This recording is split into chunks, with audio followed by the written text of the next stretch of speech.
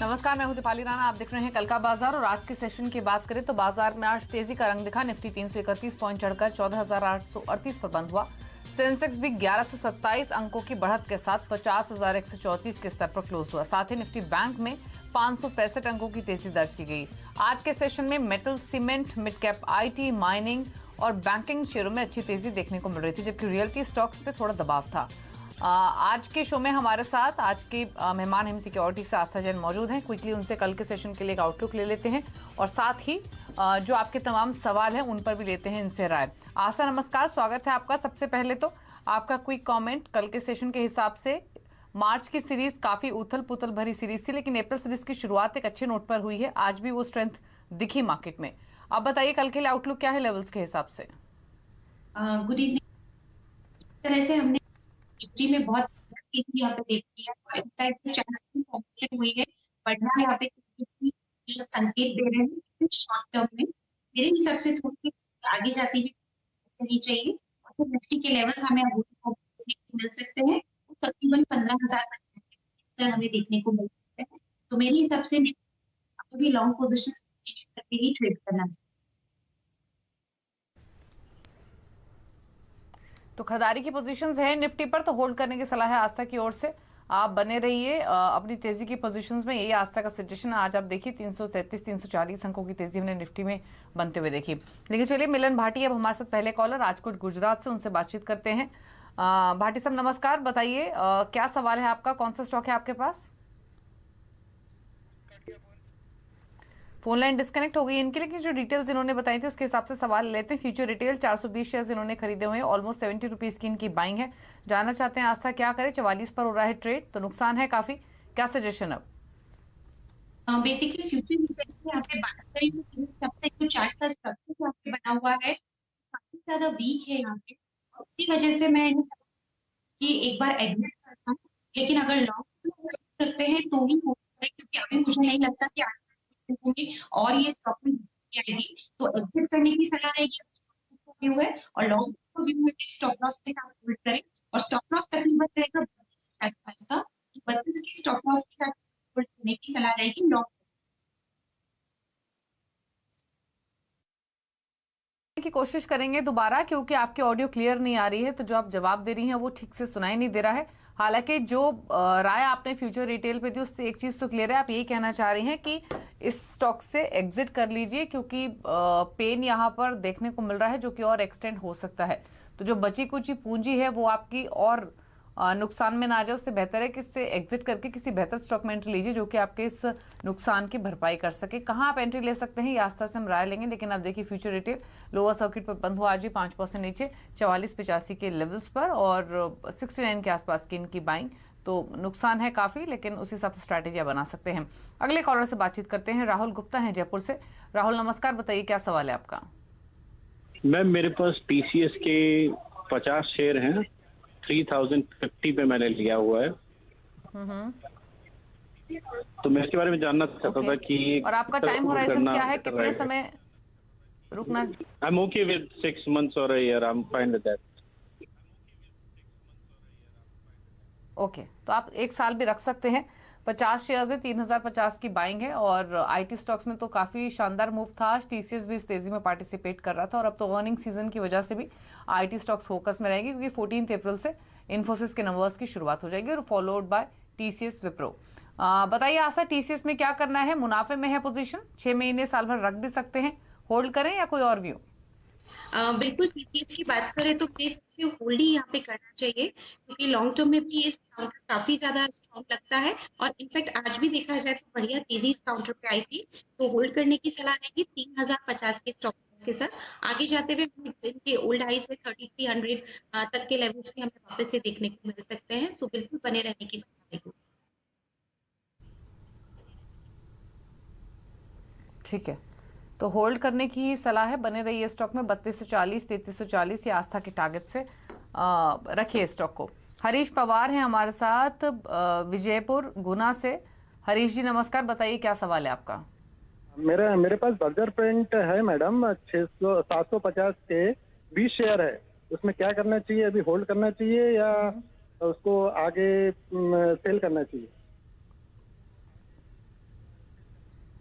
आस्था Berger paint 750 की buying है, इनके भाव से तो ऊपर है थोड़ा स्टॉक। पेंट स्टॉक्स में आज मूव था भी, क्या करें अभी? बर्जर पेंट की अगर हम यहाँ पे बात करेंगे तो मेरे हिसाब से अभी भी यहाँ पे स्टॉक में और तेजी देखने को मिल सकती है। Paint sector as a whole ही काफी बढ़िया तेजी में यहाँ पे है और बर्जर पेंट का उसको फायदा होता हुआ नजर आएगा। तो मेरे हिसाब से बर्जर पेंट में यहाँ पे बिल्कुल बने रहा जा सकता है। 670 का एक स्टॉप लॉस लगाने की सलाह रहेगी। 820 से लेके 875 880 तक के भी स्तर हमें आने वाले दिनों में देखने को मिल सकते हैं।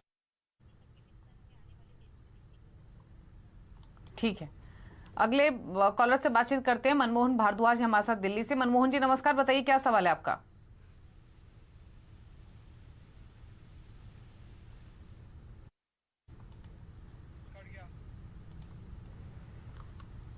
चलिए, फोन लाइन इनकी डिस्कनेक्ट हो गई है।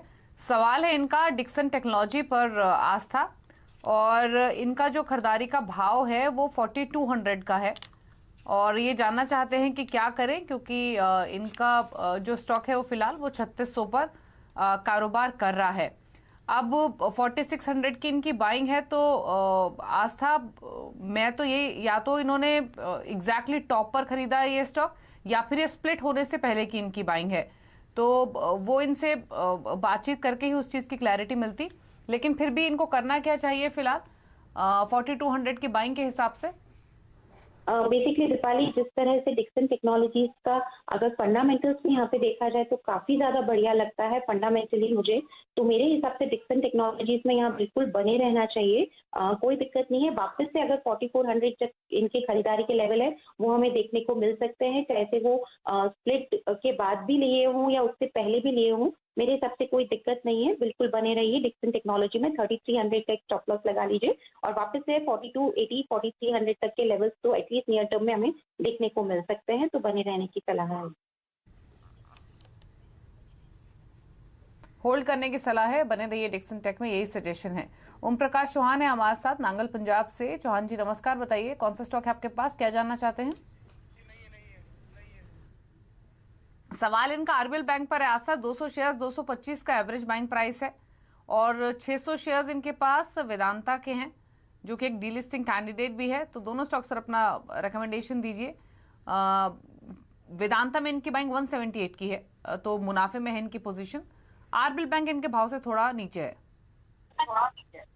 सबसे पहले आरबीएल बैंक की बात करें तो बेसिकली जिस तरह से दीपाली यहाँ पे चार्ट का फॉर्मेशन हो रहा है, थोड़ा सा वीकनेस मुझे ऐसा लगता है इस काउंटर में और भी ज्यादा क्रीपन हो सकता है। इनफैक्ट आज जहां मार्केट इतने ज्यादा तेज थे तब भी ये काउंटर इतना स्ट्रांगली परफॉर्म नहीं कर पाया, तो थोड़ा सा वीकनेस के लिए तैयार रहिए, सबसे पहली सलाह।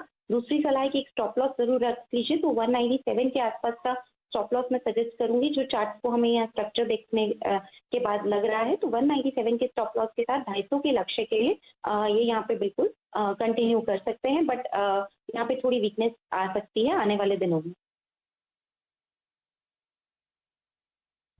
ठीक है, तो होल्ड करने की सलाह है, दोनों स्टॉक्स बने रहिए। निखिल है दिल्ली से हमारे साथ। निखिल नमस्कार, बताइए क्या सवाल है आपका? हेलो हेलो निखिल जी सवाल पूछिए अपना।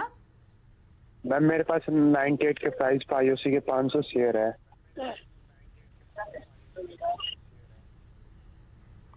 ठीक है, पूछ लेते हैं आस्था से। 98 इनका बाइंग प्राइस है आस्था, और इनके भाव से 6-7 रुपए नीचे है ये स्टॉक इंडियन ऑयल कॉर्पोरेशन का। क्या सजेशन है? बिल्कुल, यहाँ पे देखा जाए तो आईओसी में काफी दिनों की गिरावट के बाद आज हमें मामूली सा एक अपसाइड देखने को मिला, बट अभी भी स्टॉक में जो वीकनेस है मुझे ऐसा लगता है जिस तरह से इसने इसका जो प्रीवियस एक लो बनाया था इस पिछली रैली का, वो 87 के आसपास था।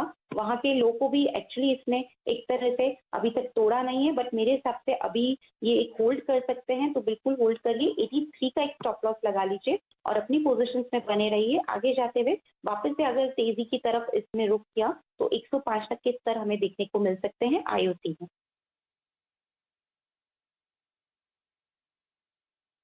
ठीक है, अंकिता वाजपेयी हमारे साथ फोन लाइन पर दिल्ली से। अंकिता जी नमस्कार, बताइए क्या सवाल है आपका?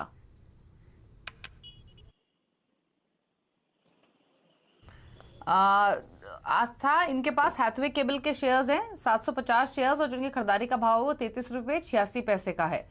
लॉन्ग टर्म के लिए रुक सकती हैं, लेकिन जानना चाहती हैं क्या लॉन्ग टर्म के लिए वर्थफुल होगा स्टॉक को होल्ड करना या कोई और सजेशन होगा आपका?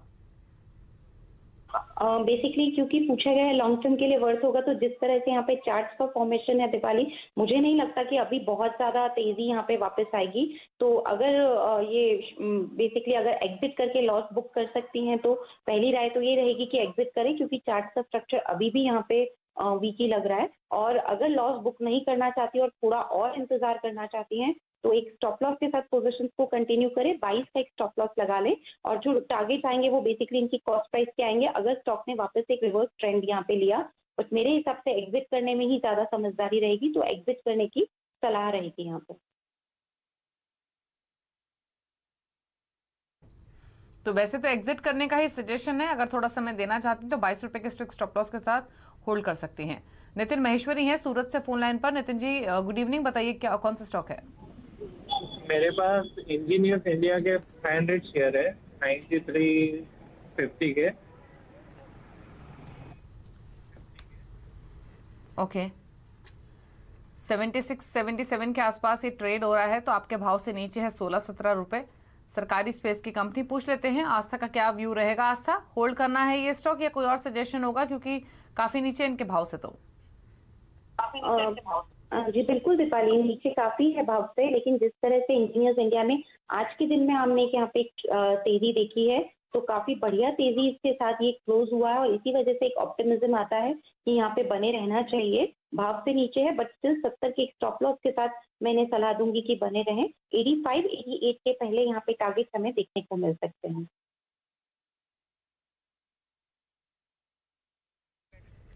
होल्ड कर सकते हैं आप, रखिए स्टॉक को फिलहाल। जो पहले टारगेट होंगे वो 85 के आसपास के होंगे। कपिल चावला ने फेसबुक के जरिए एक सवाल भेजा है। येस बैंक 5000 शेयर 17 रुपए का खरीदारी का भाव है, जानना चाहते हैं अब क्या करें, तो बताइए आस्था क्या सजेशन है आपका येस बैंक पर?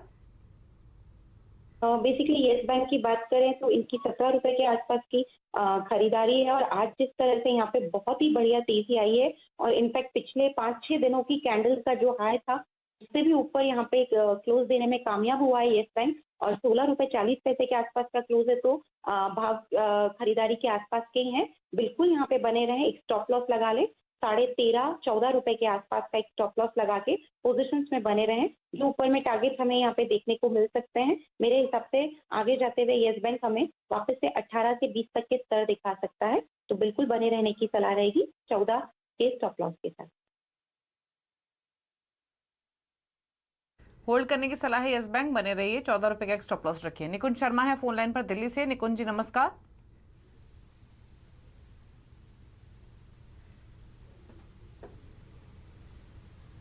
निकुंज जी अगर आपको ऑडियो मिल रहा है तो अपना क्वेश्चन पूछिए प्लीज।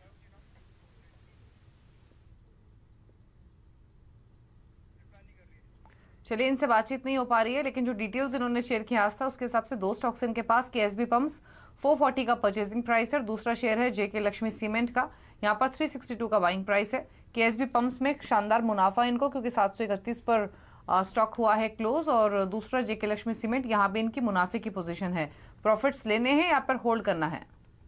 सबसे पहले दीपाली केएसबी पंप की अगर हम बात करें तो मेरे हिसाब से थोड़ा बहुत मुनाफा जरूर वसूल करना चाहिए, काफी बढ़िया मुनाफे में है, तो एटलीस्ट 20-30% पोजीशन का मुनाफा करंट लेवल पे ये बुक करें, और रिमेनिंग जो 70% पोजीशन है उसको होल्ड करें। 730 का एक स्टॉप लॉस लगाएं, क्योंकि जिस तरह से चाल बनी है स्ट्रक्चर में, मुझे ऐसा लगता है चार्ट स्ट्रक्चर में जो चाल बनी है, तो आगे जाते हुए 1000 तक के भी लेवल हमें लॉन्ग टर्म में यहाँ पे केएसबी पंप्स में देखने को मिल सकते हैं। दूसरा सवाल इनका जेके लक्ष्मी सीमेंट पे था। जेके लक्ष्मी सीमेंट की यहाँ पे बात करें तो होल्ड करने की सलाह मैं इस काउंटर पे भी देना चाहूंगी, और आज की ट्रेडिंग की बात करें तो थोड़ा तेजी, इनफैक्ट कल भी हमने एक बाइंग देखी थी इस काउंटर पे, और आज एक फॉलो ऑन बाइंग आई थी, तो जो ये रिप्रेजेंट करती कि यहाँ पे आगे जाते हुए तेजी जारी रख सकते का एक स्टॉप लॉस लगाया जा सकता है। आगे जाते हुए 440 से 480 तक के स्तर जेके लक्ष्मी में हमें देखने को मिल सकते हैं। ठीक है, तो होल्ड करने की सलाह है जेके लक्ष्मी सीमेंट, 440 के पहले टारगेट्स रहेंगे, और केएसबी पंप्स में भी आप बने रहिए, 930 के टारगेट्स इनिशियल, उसके बाद 4 डिजिट में भी ये स्टॉक जा सकता है। विश्व विजय मोहंती हमारे साथ हैं अब फोन लाइन पर अपना सवाल पूछने के लिए ओडिशा से। मोहंती साहब नमस्कार, बताइए कौन सा शेयर आपने खरीदा हुआ है? मैंने एस्ट्राजेनेका का 700 लिया था एवरेज कर करके। मेरा टोटल अभी एवरेज प्राइस है 4700 का। अच्छा, तो ये आपका एवरेज बाइंग प्राइस है 4700 का। उस हिसाब से तो नुकसान है आपको काफी, क्योंकि 3000 के आसपास ये स्टॉक हो रहा है ट्रेड। तो आस्था बताइए इनके लिए क्या सजेशन रहेगा? 1600 रुपए का नुकसान काफी है, क्योंकि क्वांटिटी भी इनके पास 700 शेयर्स की है, तो बड़ी पोजीशन है इनकी। क्या करना चाहिए इनको अब? इस तरह से यहाँ पे देखा जाए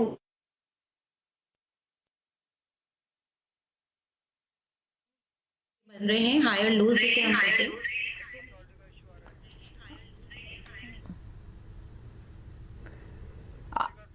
आस्था, आपसे आपकी ऑडियो फिर से जा रही है बार बार, तो आप ऑडिबल नहीं है। एक काम करते हैं, एक ब्रेक के लिए रुक जाते हैं। ब्रेक में आस्था के जो ऑडियो इश्यूज है उनको रिजॉल्व करेंगे। वापस लौटेंगे तो एस्ट्राजेनेका पर तो कमेंट लेंगे ही आस्था के। उसके अलावा जो फेसबुक पे हमें लाइव क्वेरीज इस वक्त मिल रही है उनको भी करेंगे शामिल। जल्द वापस आते हैं।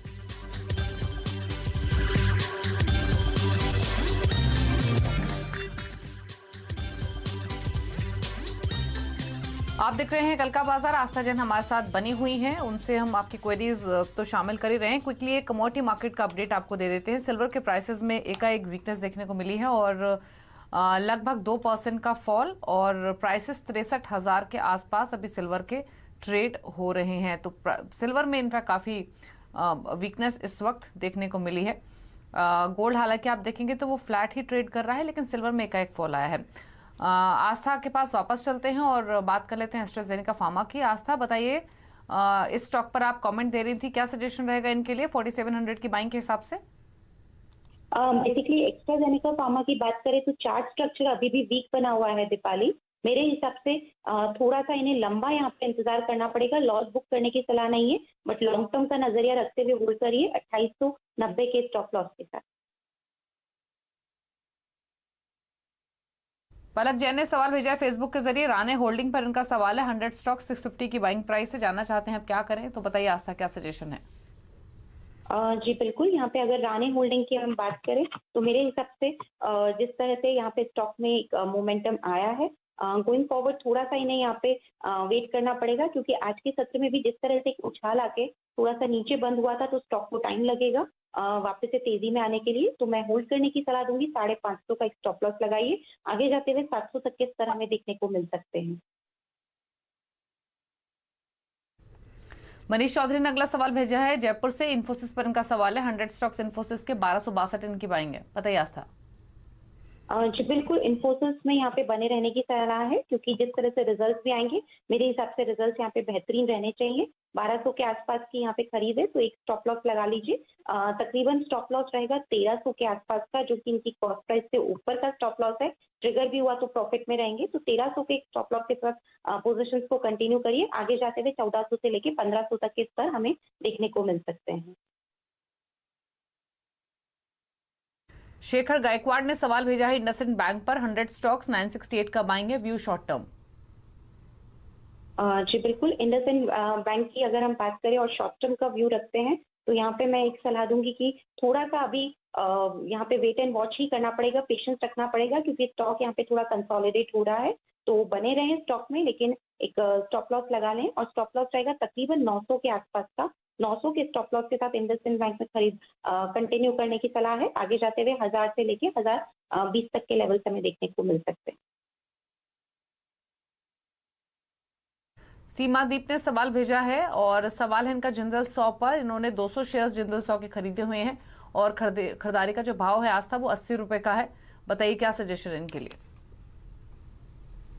जिंदल स्टॉक की यहाँ पे बात करें तो 80 के आसपास का इनका खरीदारी है, जो अभी प्राइजेस तो अभी यहाँ पे थोड़ा सा नीचे ही है, लेकिन फिर भी एक तरह से यहाँ पे बने रहेंगे तो ठीक रहेगा। और स्टॉप लॉस रहेगा 68 के आसपास का, थोड़ा बड़ा स्टॉप लॉस है, बट स्टिल मैं यहाँ पे सजेस्ट करूंगी कि बने रहिए। और आगे जाते हुए चाल आई तो सबसे पहला जो लेवल हमें देखने को मिलेगा वो तकरीबन 84 के आसपास का रहेगा। तो 69 के स्टॉप लॉस के साथ 84 के टारगेट के लिए एक बार होल्ड करने की सलाह है। निधि शाह ने सवाल भेजा है मुंबई से। 2 स्टॉक्स हैं आस्था इनके पास। एक तो रूट मोबाइल है, जहां पर 1960 की इनकी बाइंग है, और दूसरा है HEG का स्टॉक, यहाँ पर 1570 के प्राइस पे 35 शेयर्स इन्होंने खरीदे हुए हैं। तो रूट मोबाइल में 500 रुपए से ज्यादा का नुकसान इनको है। HEG 1570 की बाइंग है, ये भी इनके भाव से 125 रुपए नीचे है। क्या कमेंट्स दोनों ही शेयर्स पर? सबसे पहले रूट मोबाइल की बात करें तो लगातार वीकनेस हमने स्टॉक पे देखी थी और आज के सत्र में भी इसने कुछ भी परफॉर्म नहीं किया, जबकि मार्केट इतना तेज था तो स्टॉक अपने निचले स्तर पे यहाँ पे क्लोज हुआ है। मेरे हिसाब से मैं तो यहाँ पे सजेस्ट करूंगी कि लॉस बुक करके निकलें तो बेहतर रहेगा, और नहीं बुक कर सकते थोड़ा सा इंतजार करने की क्षमता रखते हैं तो एक स्टॉप लॉस जरूर रख लें 1270 का। 1270 के स्टॉप लॉस के साथ रूट मोबाइल में लॉन्ग टर्म के लिए होल्ड करने की सलाह रहेगी, शॉर्ट टर्म में एग्जिट करने की सलाह रहेगी। दूसरा सवाल इनका HEG लिमिटेड पे था। HEG लिमिटेड की अगर हम बात करें तो HEG लिमिटेड में जो यहाँ पे चार्ट स्ट्रक्चर बन रहा है वो अभी भी यहाँ पे थोड़ा सा वीकनेस हमें दिखा रहा है और एक रेंज बाउंड ट्रेडिंग की ये संकेत दे रहा है। 1400 से लेके 1550 के बीच में हमें ट्रेडिंग देखने को मिल सकती है, होल्ड करने की सलाह रहेगी। स्टॉप लॉस यहाँ पे तकरीबन रखा जा सकता है 1250 पर। बने रहिए HEG में 1250 के स्टॉप लॉस के साथ। पॉसिबल लेवल्स साइड में देखने को मिल सकते हैं 1600 के।